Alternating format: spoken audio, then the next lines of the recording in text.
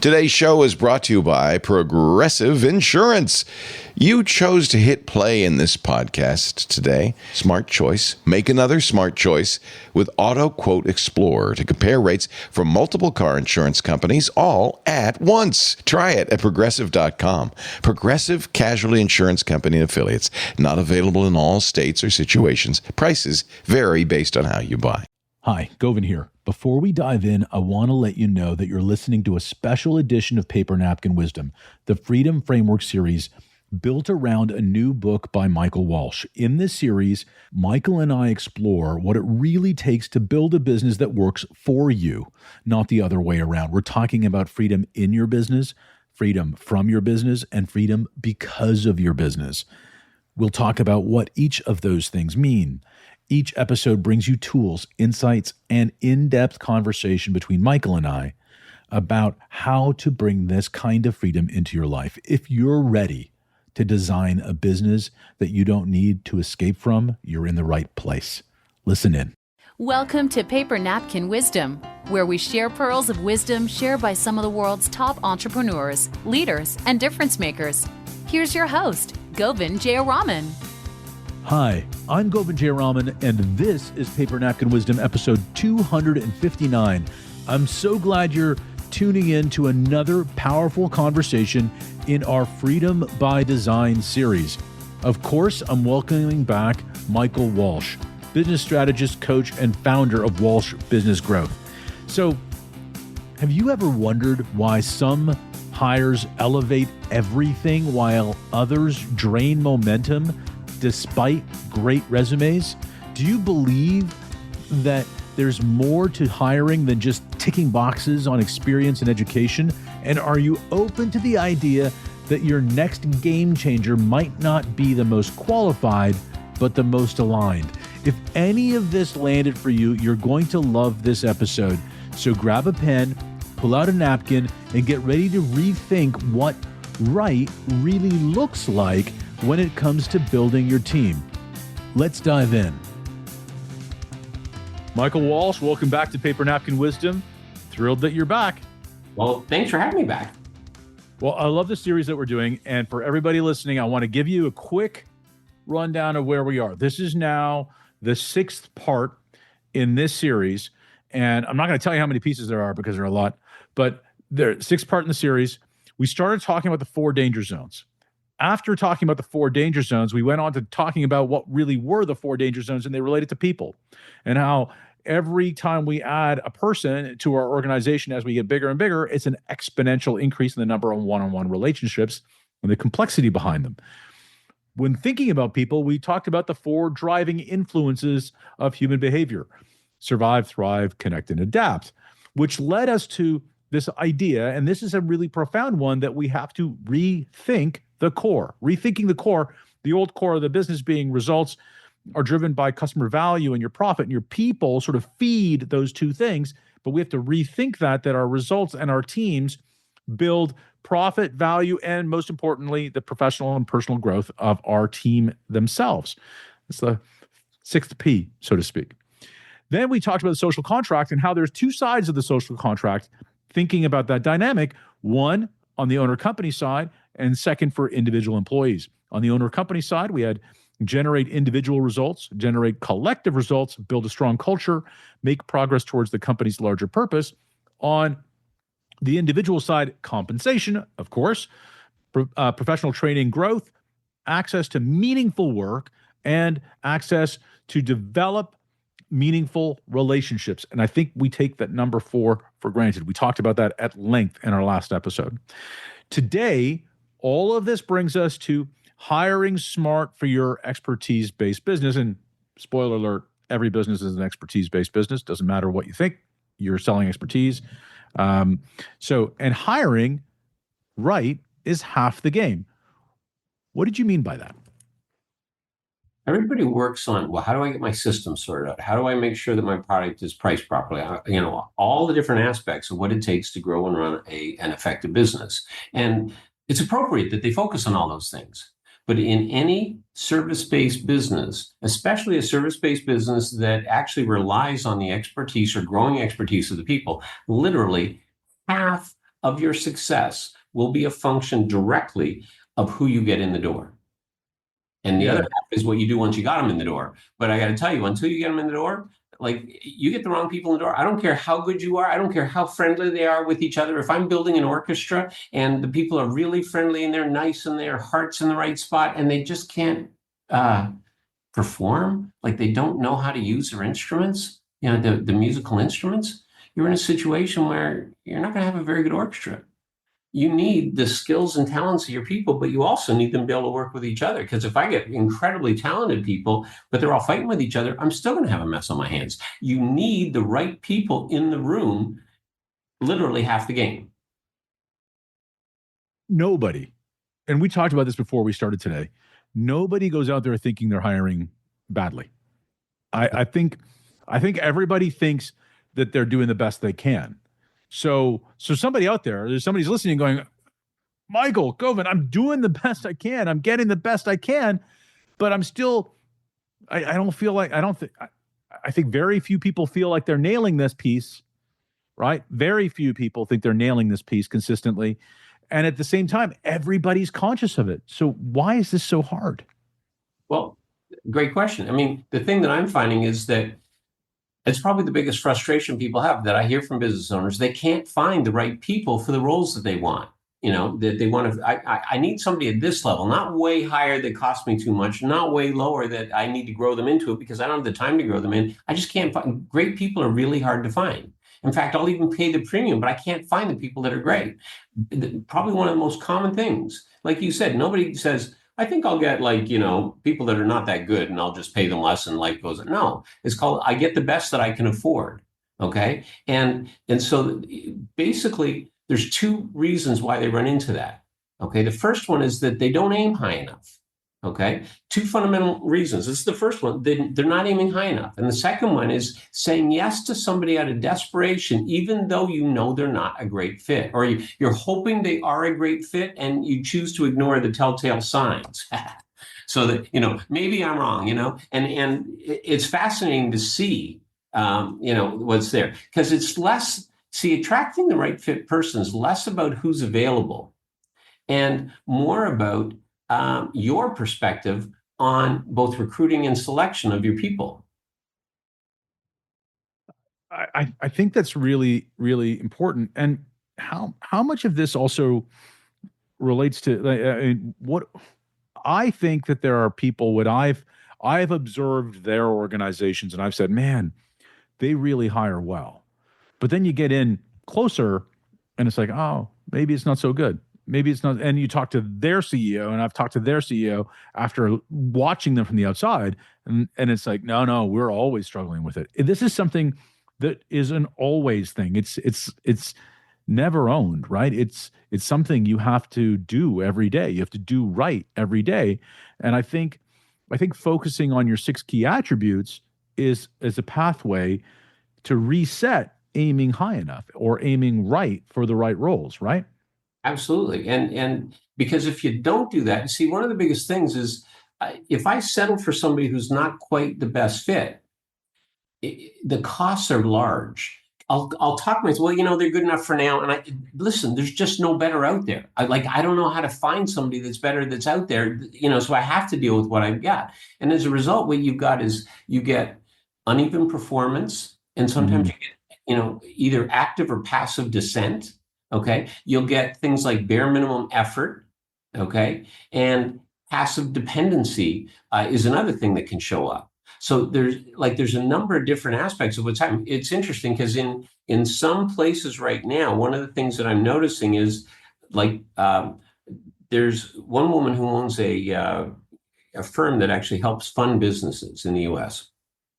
And she needs people in the office 3 days a week, and she's fine to work from home for a couple of days a week, as far as that's concerned. She's looking for a hybrid arrangement, and she's getting people that say, yep, no problem. I can do that, no problem. And now what's happening is that she hires people, there's always an excuse. And what she's got is people that are coming in maximum 1 day a week. And frankly, it's just not working.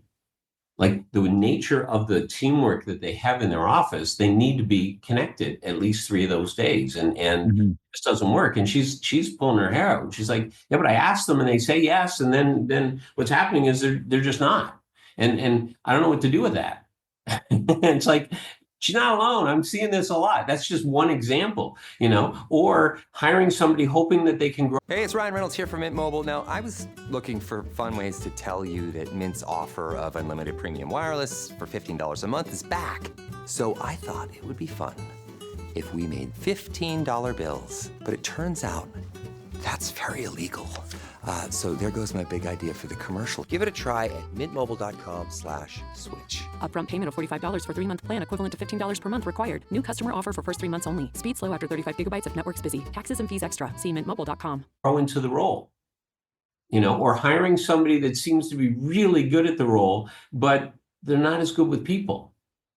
And so what you find is that you almost get mercenaries in there. They'll, I'll do this and I'll do that. And, but don't ask me to work with these people here or that people there, or follow your instructions, because I'm going to do this my way.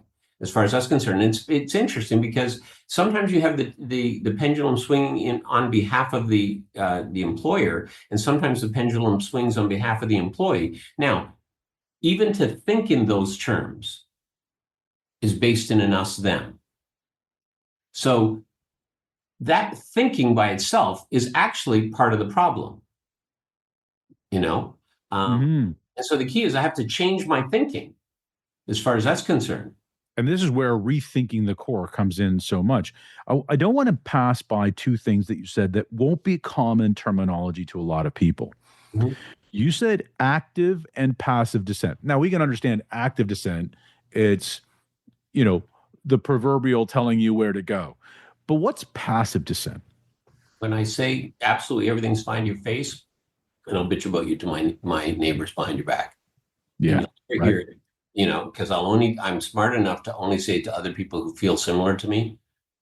But I got to tell you, it's fascinating to see what's done to your face and what's said behind your back. And that's really tough. I may not even say anything to anybody. I'm going to do the minimum I can because I just don't agree with you. Yeah. And it's really hard to find passive dissent because the people who engage in it really only do it with people who agree. And in the larger organization, going back to those people, those one-on-one relationships really create a moat between you and information that people don't want you to have. What does passive dependency look like? Well, here, I'll wait for instructions and do exactly what's asked and no more. That's literally passive dependency. It's like, I'll act like I'm, what do you need next? What do you need, this or that, whatever. But basically what I'm doing is getting you to do my thinking for me. And so I show up like I'm doing a really good job, but I'm not prepared to use my own independent thought. Now, think about this for a second. If you're in an expertise-driven services company, you need people's expertise at the table, and you need a hunger to learn and grow, and you need a willingness. There's a whole bunch of things that you need, and we'll get into those a little bit later. But I got to tell you, without that, this doesn't work. No. So that's what I mean by that. And really, you're not hiring people to come into your organization to waste their time and waste yours, right? So you're out there doing your best. You're trying to get the right people in the organization. You're trying to bring the right people in. Mm-hmm. You're working hard at it. Passive dependency is really tough because you've got their bodies, but nothing inside. They're checked out. They're just doing what you said to do. And that's a tough thing to be paying experts for. Now, part of that, though, is that, you may have the right person and you may turn them into somebody who's passively dependent. And we'll get to that in a future napkin. But, because sometimes you actually do find somebody who would be really great, but you fumble the ball on how you interact with them. And as a result, they turn to go passively dependent. Yeah. Or they might be, again, they might just give you the minimum effort or whatever, but they're acting like they're working really hard. I mean, both of those are now being referred to these days as quiet quitting, which is really just employee disengagement with a new title on it, Yeah. Because people had quietly quit the previous term that we gave to it, which was just unengaged. Yeah. So So let's talk about these 6 key attributes, because I think what happens is if we are focused on these attributes, we are, hiring right, which is half the game. So Hang on, before we get into that, can I add one more piece? absolutely. Okay, so if you want to get the people that you really want, okay, there's 3 things you need to do. Okay, the first thing is to raise your standards. And I'll talk about that in a sec. The second thing is to get clear on what you want. And that's where the 6 attributes come in. And then the third one is to get to know them before you actually hire them. And that sounds obvious, but there's a way to get to know people that people don't realize. Okay, so before we get into those 6 things, what I wanted to do is just speak briefly on this notion of raising your standards. Does that work for you? Yeah, let's do it. Okay, good. So when I talk about raising your standards, what would happen, Govind, if I only hired people that were potential partners or close allies? So I'm not hiring a person to do a job. I mean, I need a new receptionist. So it's like, well, I'm not going to offer a partnership position to my receptionist. Great. Don't hire somebody that doesn't have the potential to be that. In other words, unless I would actually see them growing into a partner or absolutely a close ally, just as trusted as a potential partner would be, they don't get in my doors. That's a higher standard. It's not, well, you know what, they're fine to do the job. And if I see somebody who's fine to do the job, but I know I'd never bring them in as a partner, the truth is, in a gut feel, you'll know. So if you wouldn't actually see a potential partnership path for them, they don't get in your doors. Now, does that mean that everybody gets in your doors gets to be a potential partner? No. Use that as a standard when you're hiring people. And if I don't have either a potential partner or a close ally, because guess what? Everybody in the company could be a close ally, whether or not I literally offer them a partnership. But they don't get in the door unless you do that. So what happens is, if I'm looking for a potential partner, I look differently and in different places than if I was just looking for somebody to fill a role. And they're like, yeah, but I need to hire 100 people. Great. So use strategies that actually get you access from a recruiting point of view to whatever the 100 potential candidates or 200 potential candidates, however many you need to actually get that. But then every single person's, what? Could this person be a potential partner? I need to know that, because if I don't bring that standard to the table, I'm not going to get what I want from my expertise-driven, service-based company. Like, it's based on the people. So what if I don't bring that standard to the table? What I'm saying is, well, I know I'm supposed to give customer value, but this person's close enough and they'll get some value. Can you smell the mess you're making? Yeah. Dance? So literally you do that. Or I can do it. No, they're all about the customer, but there's no profit for me because they don't know they don't even think that way. They're just all about, doing good for others. And they just have no interest in actually protecting the company as well. So using that standard changes where you look and how you look. And that's critical. It sounds simple.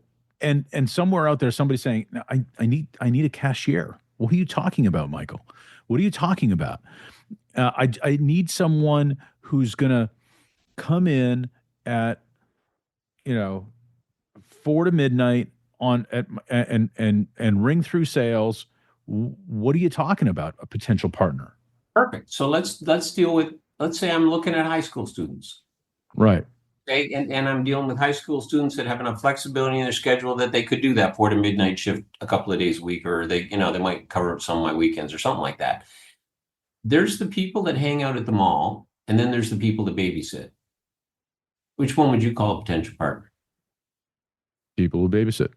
Right. In other words, I'm the types of the ones who are taking responsibility, right? Like that's what we're talking about. But they're also focused on others, not just themselves. Right. If I don't see volunteer experience, I could either see formal volunteer experience or I could see informal volunteer experience. A young man that's always helping his brother on things, or whoever. Like the bottom line is people that are interested in contributing to others, rather than people that are just about themselves. People on group sports teams and that have been there long enough and are successful enough that they're not the star of the team, but they know the importance of the contributions of each person for the success of a team. People that have gone through Boy Scouts or Girl Scouts or something, where I know that they've actually been taught it's about giving to others, not just about themselves. Because remember, we all have a biological need to survive, but we also have this innate desire to thrive. I want somebody who's got at least a little bit of muscle on the thrive thing, because thriving is always about somebody else. Surviving is also about me or us. How do we protect ourselves? If I've got somebody who talks a mean game, but they've never actually had experience of actually contributing to others in meaningful ways, chances are that's exactly what I'm going to get at my work. So which person would you have as your cashier? Yeah. One who wants to thrive. And you can look at that. Now, does that mean that they have to be, 42 years old and become ready to be a partner? No. 16-year-old kid can pass muster for that role. Does that make sense? But what you're doing is wondering actively by, and I like this, raising your standards, but you're wondering actively about whether or not that person's on path A or path B. And path A is thrive, adapt, and path B is just making it through the day, looking for beer money. And we know that we know which one we'd rather have, right? And they just want to pay there. They're good people. There's nothing wrong with them. It's just that that's not the standard I have when I've got an expertise-driven organization. Yeah. Because it's the expertise that needs to grow. And if people aren't willing to grow, it's not. And if you're not interested in investing in yourself for the benefit of others, I'm not going to get what I want in terms of the value proposition for my customer, or it's going to be at the expense of myself, my profit, or it's going to be a lot harder to give them the professional growth that they want, which are the three factors that we're looking at. Yeah, and I still, when you say expertise based, and I know what we're really talking about, expertise based businesses, but there is nobody who walks into a store or an establishment, whether even if it's a restaurant, that isn't looking for some information about the products and services that they're acquiring. Totally. And I was at a restaurant the other day.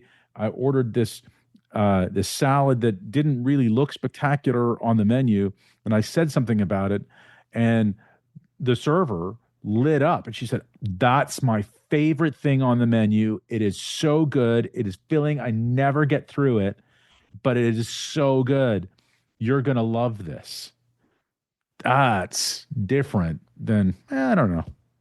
Well, it's interesting you mentioned that, because my wife and I go to dinner a fair bit. And one of the things she will do, especially when we're in a new place, is she'll talk to the server and she'll ask him or her, "What's your favorite?" And she watches for their reaction when they share it. It's not what the item is, it's who delivers the item. And that now she knows she's in the right place, or she just finds something and she figures, okay, this is a one-time trip. And sure enough, when she knows it's a one-time trip, it's like, lunch bag letdown, right? Baloney. Yeah. I mean, so you're in a situation, but when she sees somebody act, she's like, oh, I'm in the right place. This is going to be They're committed to their stuff. That means that this is probably going to be a great experience for us. And it shifts. Like, it's fascinating to watch, and it's brilliant on her part. Yeah. No, I agree. Okay. So raising your standards, getting clear on what you want is the attributes, right?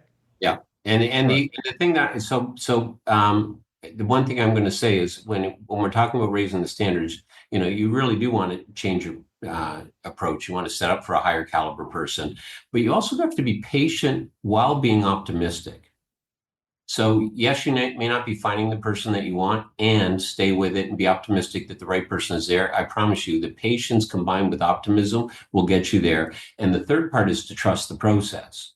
Now, one of the things that we'll be launching for people, and by the time this series is available, we'll actually have a full hiring process available for people on how to actually do this. So there will be a link in whatever it is, however we set this up and make it available to people. There will be a link by the time we get there. It's not ready yet, but the link will actually give people access to the whole hiring protocol that we use when we're working with our clients, and it'll be basically done similar to a paint by numbers. You can actually just follow the process and get what you need as far as that's concerned. So when I say trust the process, we'll give you a process as far as that's concerned. Because hiring literally is half the game, Yeah, absolutely.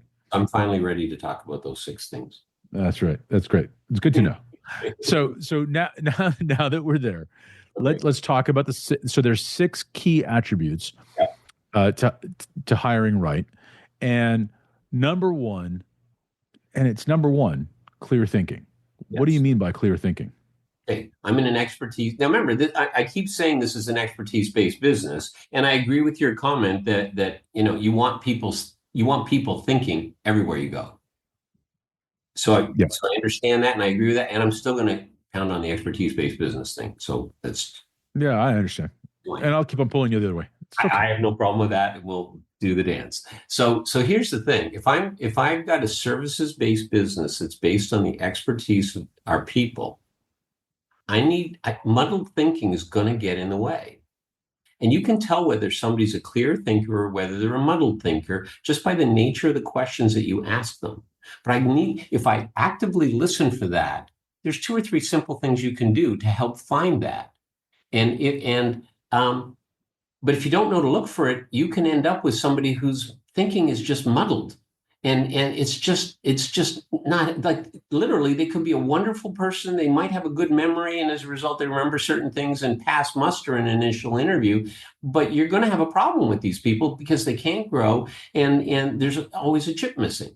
Like, you don't, just because somebody applies to work with you doesn't mean you have to take them. You don't have to take everybody that applies. You do want to pick the right people for your organization. I know some people that are brilliant when it comes to mechanical things, but conceptually they're not very strong. I know people who are conceptually incredible, but they're crappy at the mechanical side. So depending on, if I'm dealing with a skilled trade is based in expertise as well. But mechanical aptitude as part of that skilled trade may be a form of the expertise. Whereas in a consulting or in an engineering, or like, there's a lot of consulting based services where it's the thinking, whether it's architecture, engineering, healthcare, like a number of different things where it's not the mechanical piece, it's actually the conceptual thought that matters. Then that's the part of it I want. But I need to see somebody who can think their way clearly through it. Okay. Yeah. Because without that, what would you? roadblocks. But what would you say though? Like, I mean, somewhere out there, somebody's saying, "Hey, nice thought. Okay, Michael, but interviews are tough places, and sometimes people don't do well with them. Real clear thinkers can stumble in interviews. How do you understand these attributes in an interview environment?" Well, a very easy way to tell whether I've got a clear thinker is give them an assignment, tell them to present it, and just see how organized they are. But so a lot of people, they'll give somebody an assignment, they'll ask them to do something in an interview, except they're looking for whether they get the right answer. I'm looking for their thought process in getting the right answer. I'll give you an example. One of the clients that we worked with was dealing with, they were computer guys. Okay. So they had men and women who would actually go out there and be the, gender neutral computer person for the company. The problem is, if you send a computer person out to somebody's company and they've got 75 staff and they've got, 100 different machines, and, they got the peripherals and the printers and all the other stuff, as well as the servers and that, invariably computer technicians take longer than everybody expects. Just because it's way more complex than the initial issue or concern was presented. Okay, so they find that this one, what looks like a small problem, is really 4 problems that led to the one problem not working. Now, that it's one thing if that's the case. It's a whole different thing if the person just can't think their way through the server and the things. So one of the elements we had one of the partners would actually pay for an individual to come in on a Saturday morning. They got the agreement of one of their clients who was a mortgage company. They said, you know how to block off things to protect our information, so there's no private information being shared. But yes, you can use our network, the sterile parts of our network to actually test the person. Then what they do is they'd put certain things in the log, and they'd make them do certain things. And literally, they're paying them for this exercise, and they just watch and see how the person navigates their way through. Are they navigating their way through in a very clear, organized way, or are they jumping all over the place and really not very organized with it? Literally, they could tell within that 4-hour time slot exactly, who they had and whether they wanted the person or not. as far as that's concerned. I've seen other people that actually say, here's a design. What are the 5 different flaws in it? Or show me how you'd actually assess whether this system can work, whether it's an electrical system or an HVAC system, or whether it's architectural something, or, how would you do a differential diagnostic on something? I mean, in each different industry, there's different ways of doing that. And so just by doing a simple exercise, it gets pretty obvious fairly quickly if you know to look for it. That's why putting it down is half the battle. Love it. Love it. And we always do this. We always, always, always do some sort of evaluation or assignment in every role. And it makes such a big difference. We give people the time to do it. And sometimes it's homework. Other times it's right there, solve a problem. We don't care whether the answer is right or not. We don't tell them that. Of course, I sort of am right now. But regardless, we don't tell them whether or not the answer is unimportant. It's the thinking. How are they thinking it? How are they presenting it? And that goes to number 2. I mean, I think those two go together, right? Hunger to learn. Yep. Yeah, voracious hunger to learn and grow. It's like there's people that really want to learn, and then there's people that say they want to learn and are busy wanting to show you how smart they are. Okay, the people who want to learn tend to do better with feedback that includes something that needs to be corrected. They're also more feedback is the essential pillar to learning, right? I mean, if learning doesn't exist without feedback, you need feedback, and people who are hungry to learn want feedback. Well, okay, so I'm going to disagree with you on that. Okay. Nobody wants feedback. People want to. No. Nobody wants to be bad. Really, nobody likes it. That they're open to it. There's a but learning doesn't exist without feedback. Oh, I totally agree. Unless you learn, you see how you did, you can't tell. There's a reason why you score in a basketball game. The score is too high. I mean, I can tell in a hockey game, 1-0. I counted. Good. It was 2-1. I can keep track. 89 to 78. Sorry, I'm watching the game. I can't keep track. How many 2s and how many 3s and how many single, So yes, tracking is there. And the feedback is important. But I'm more interested in the person that everybody will say they want to learn. So if you ask them if they want to learn, they'll say it. You could get clear on this very quickly. It's like, well, tell me the last thing you learned and how did you learn it? And what is it that you're actively looking at right now? And the people that really aren't that interested in learning will fumble on the question and you'll get some sort of generic thing. Whereas somebody who's actually really hungry to learn, they'll tell you very specifically what they're doing. And you can, it is so easy to tell what's real versus what's claimed. Because everybody will claim to want to learn and grow. Everybody will. I've yet to find one single person who no, I'm not interested in that. Seriously. But that doesn't mean that they are. So the key is you just have to go one step past it and it gets obvious fairly quickly.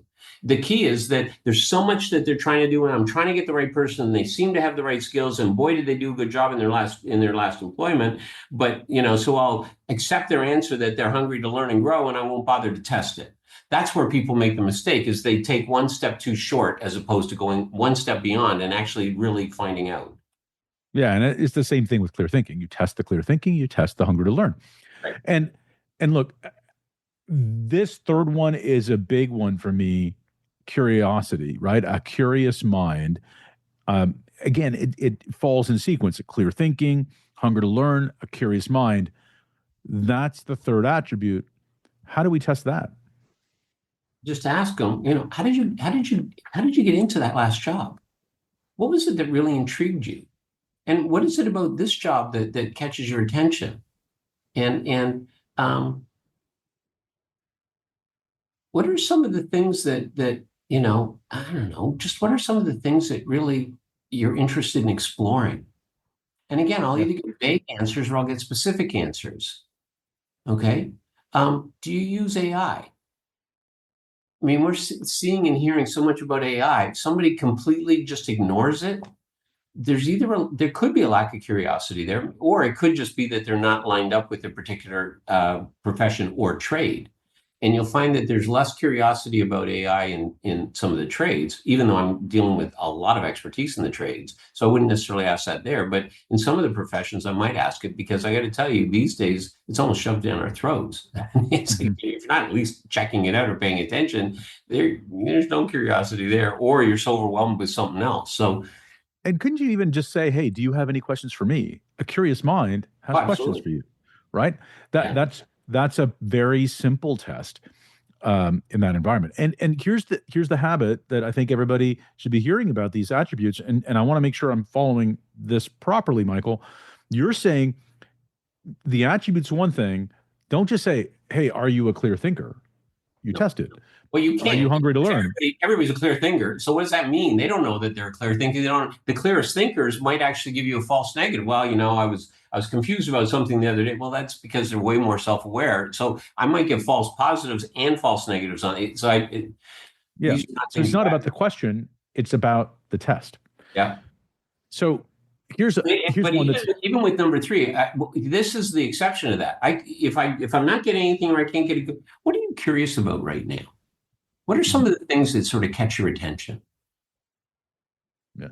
And I'll get somebody that either goes, I don't know, or I'll go, well, one of the things that I'm really curious about is, and it's whatever. And then next thing you know, you're into a subject that sort of lights somebody up, or ask them, what is it that you're passionate about? What are you really interested in with these days? And what is it about that interests you? And then you're listening for, is somebody again trying to show how smart they are, or is somebody really engaging in something that really has their attention?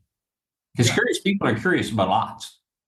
And really curious people will ask you what you think about it when they're talking about it.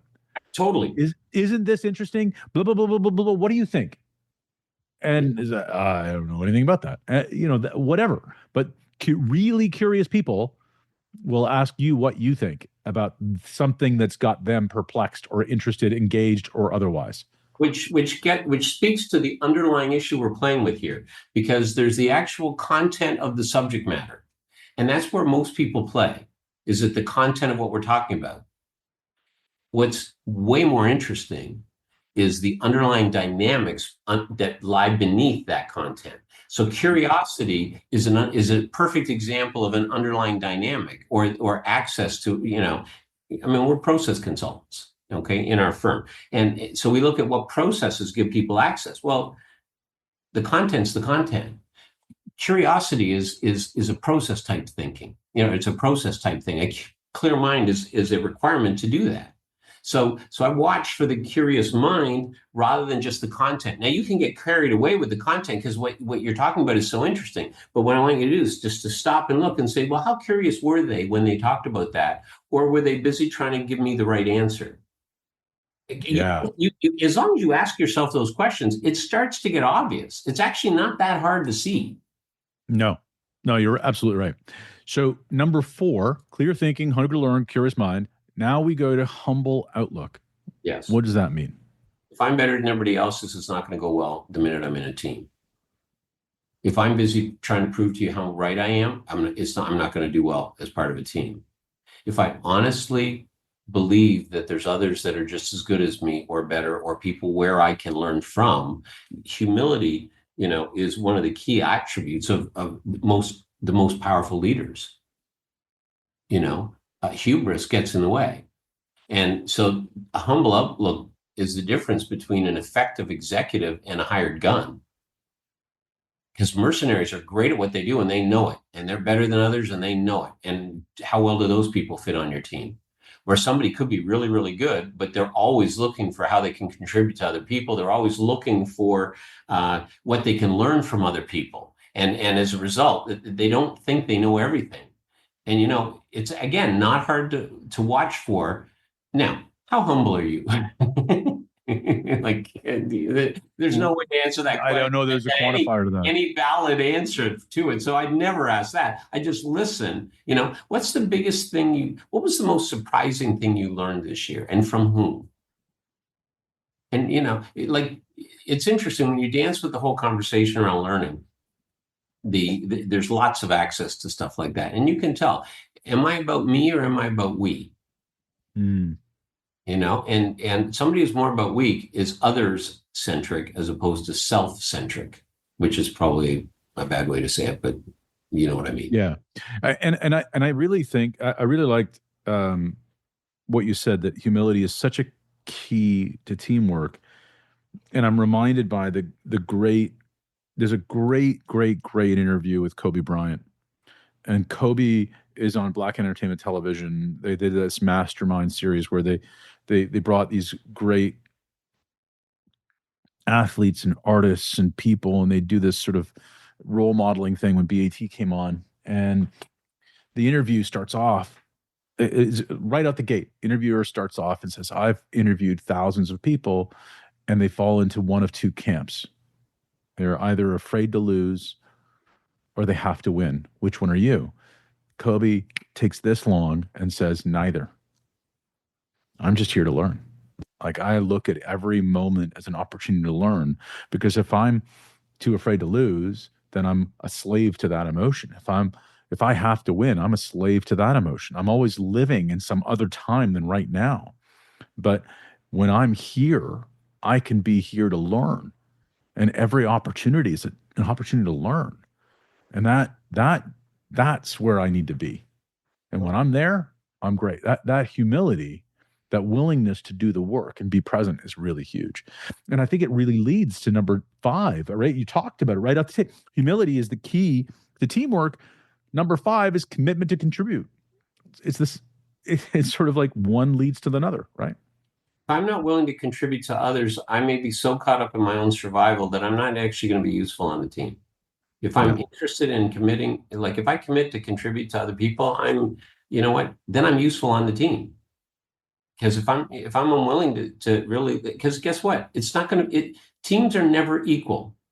Different people contribute at different levels at different times, depending on what the need is. And let's say you and I are on a team together and there's 2 other people, all 4 of us are there. You know what? There may be one time when your expertise is needed a little bit more. There may be a different time when my expertise is needed a little more. There might be another time when you and I, our collective expertise actually carries the day. And it could be a different time when the other 2, their expertise, and nobody keeps track. You can't keep track, because if you keep track, you go crazy. So you need people that they just have a commitment to contribute. And you can read that. It's not hard to read. And commitment to contribute is different than a need to be heard, or a need to, there's some people. I need to show how smart I am by saying how much I know out of some pretense of contribution. Exactly. And there's so much of that out there. And we've all been in a meeting, we've all been in a situation where somebody just has to put in their 2 cents just to make sure that everybody knows they're there, and everybody knows how important they are, or how smart they are, or that they're in the room, right?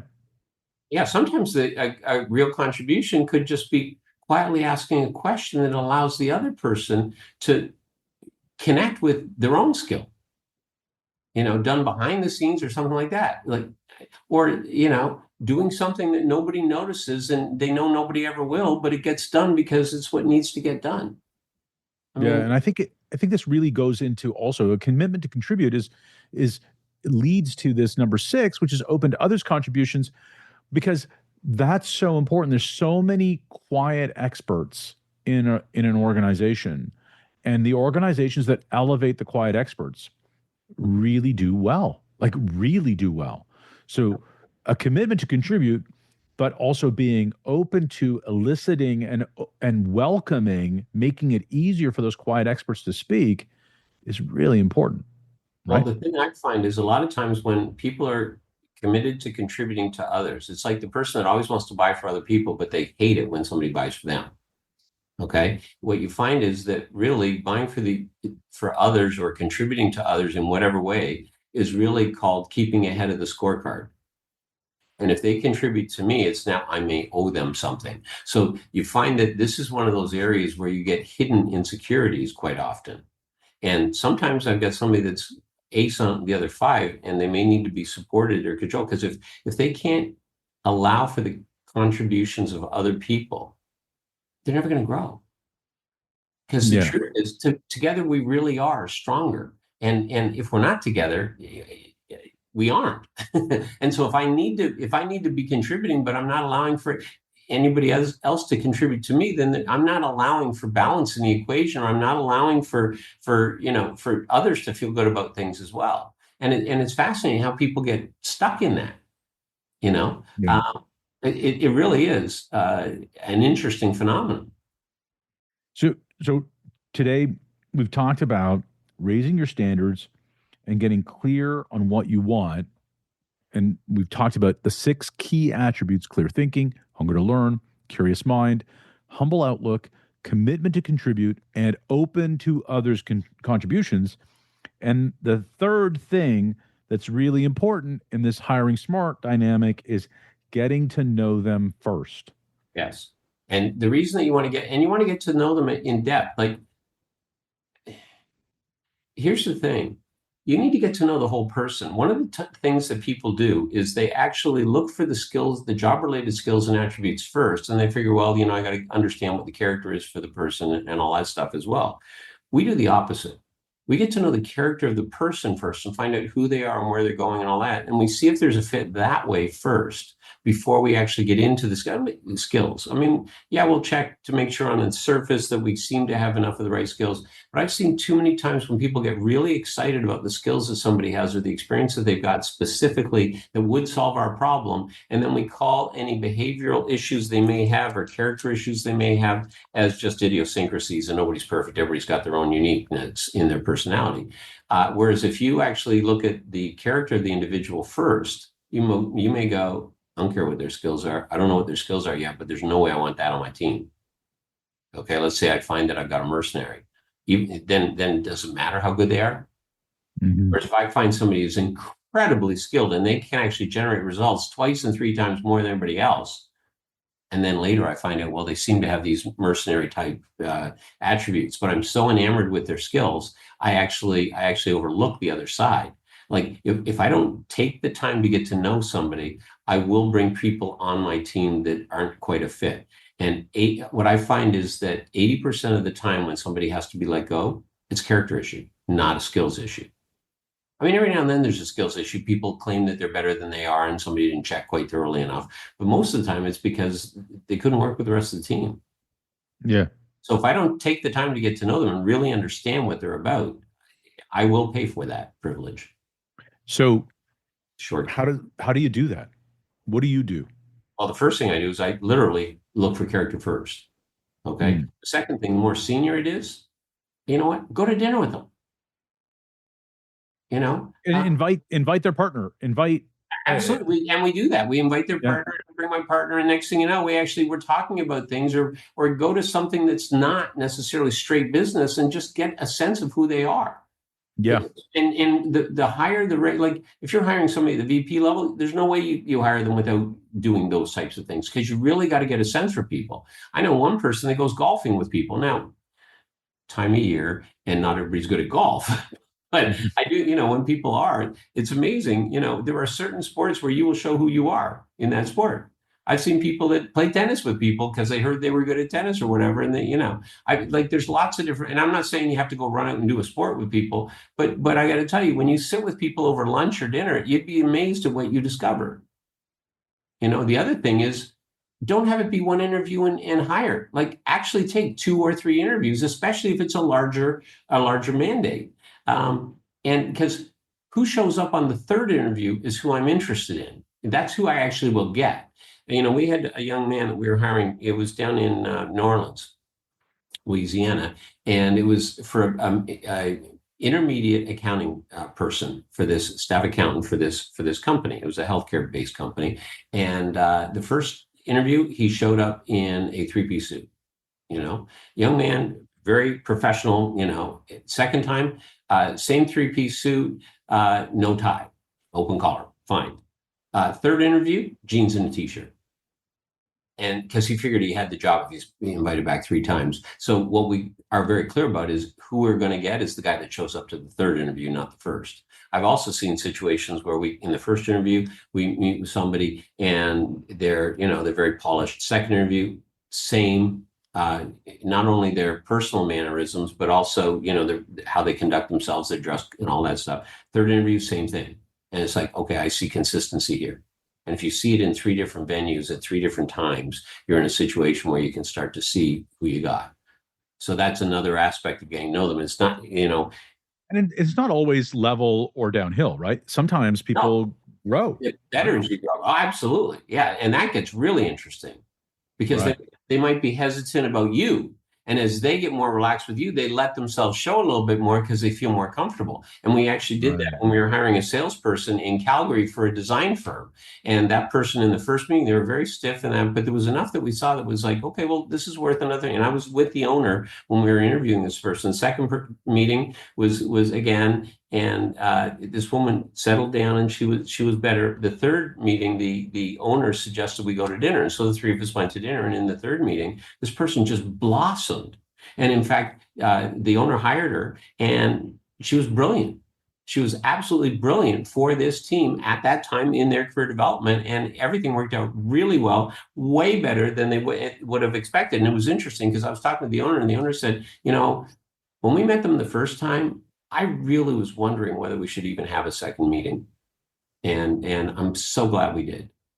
Right. So they do go both ways. Absolutely. Absolutely. There's a lot here, but the most important part is hiring smart is really important, and hiring right is half of the game. And this is a great framework for that. Thank you, Michael. Welcome. And that's it. Part 7. What an incredible conversation with Michael Walsh. His clarity and practical wisdom continue to elevate this ongoing Freedom by Design series. If you've ever struggled with hiring the right people or wondered what really drives high-performance teams, I hope today gave you a fresh lens to see through. Michael reminded us that every business is an expertise-based business, whether we know it or not, and that hiring is about so much more than experience. It's about alignment, mindset, and contribution. As we wrap up, here's some key takeaways I hope you'll take with you. Hire for clear thinking. The ability to cut through noise drives real results. Look for hunger and curiosity. These fuel growth more than credentials ever could. Prioritize humility and contribution. Those aren't soft skills, they're scale skills. Value openness to others. Collaborative mindsets build unstoppable momentum. Remember, mindset scales, ego doesn't. That truth alone can transform your culture. So here's your call to action. Think about your last hire. Did they check boxes or shift the culture? Look ahead to your next hire. What attribute will matter most? I challenge you to write your insight from this episode on a napkin. Snap a pic and share it using the hashtag #PaperNapkinWisdom. And if you found value here, subscribe, leave a review, and share this episode with a leader who's building for more than just results. They're building for freedom, alignment, and long-term impact. Until next time, keep designing your life, your team, and your business. Make it a great day.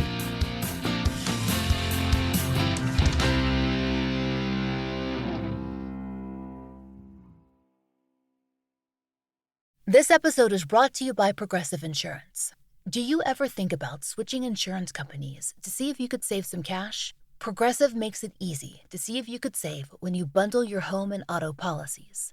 Try it at Progressive.com. Progressive Casualty Insurance Company and Affiliates. Potential savings will vary. Not available in all states. Welcome to What's Next. For your community, for your career, and for the healthcare field. At Carrington College, we're training the next generation of allied healthcare professionals, bringing you the hands-on training to be ready for a career in healthcare. We're building on a proven legacy of career training going back over half a century. So if you're ready to train for your career and make a difference in your community, we're ready for you. For information about student outcomes, visit carrington.edu/SCI.